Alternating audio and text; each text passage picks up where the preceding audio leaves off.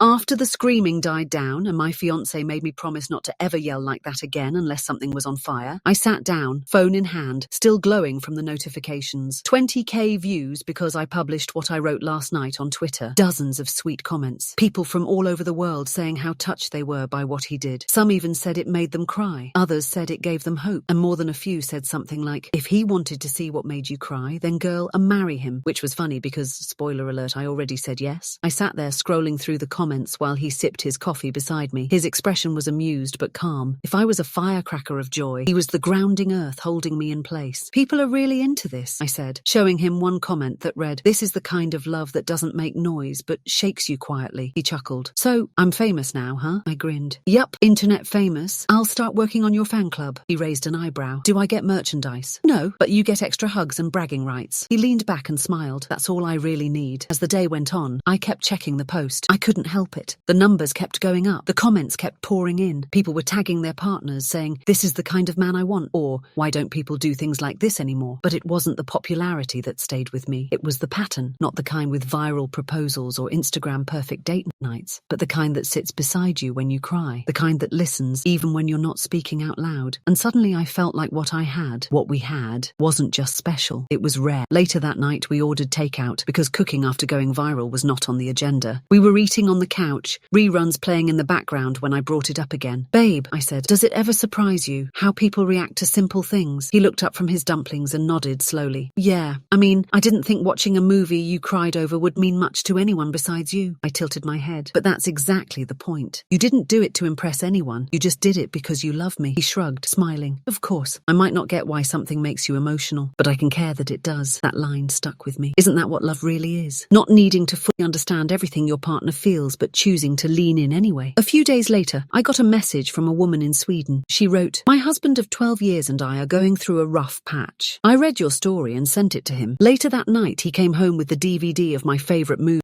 the one I always cry at, and said, I want to see what made you cry. I just wanted to say thank you. I sat staring at my phone for a long time after that, and I realized stories like ours ripple out. They don't just live on screens or in posts. They spark something in people. Sometimes they remind us what love looks like when it's quiet. Sometimes they bring us back to the beginning. That weekend, my fiancé and I decided to do something a little spontaneous. We rewatched the movie together. This time, both of us were awake, and this time he cried too. Not because of the plot necessarily, but because he saw me in it. He understood why it had touched me so deeply. And when he wiped his eyes and laughed at himself, he said, okay, I get it now. This part hurts. I reached for his hand. Yeah, it really does. After that night, we started making it a habit. Every few weeks, we'd take turns picking a movie that meant something to us. One from his childhood, one that got me through a bad year, one we loved for no reason at all. And with each film, we learned more about each other, about how we feel, how we think, what makes us cry or laugh or go silent. It became our own quiet love language. Weeks passed, and that original post kept making its rounds. Someone even made a TikTok animation out of it. A voiceover, soft music, and a cartoon version of us on the couch. I showed it to him one night, and he laughed. That guy looks nothing like me, he said. I smirked. No, but the cartoon version of me is pretty cute. He rolled his eyes. All right, maybe we should both be animated, I teased. I mean, the internet clearly loves you. You're a whole genre of boyfriend now. He laughed again and shook his head. Tell them I'm retired. But here's what I've learned from all this. That one small act, watching the movie the next day, showed me how deeply someone could love without needing a spotlight. And when I shared it, it reminded thousands of people what tenderness really looks like. Because love isn't always about knowing what to do. Sometimes it's just about showing up anyway, sitting with someone in their quiet moments, watching the movie they cried over, holding them without fixing anything, and saying in your own way, I care, because it matters to you. It's been months now, and every so often someone still messages me about that post. Sometimes they share their own stories. Sometimes they just say thank you. And every time I get one, I turn to my fiancé, still the calm, quiet man who doesn't always cry at movies, and say, you did that. He always grins and shakes his head. You're the writer. I just held you while you cried. Maybe that's the best story of all.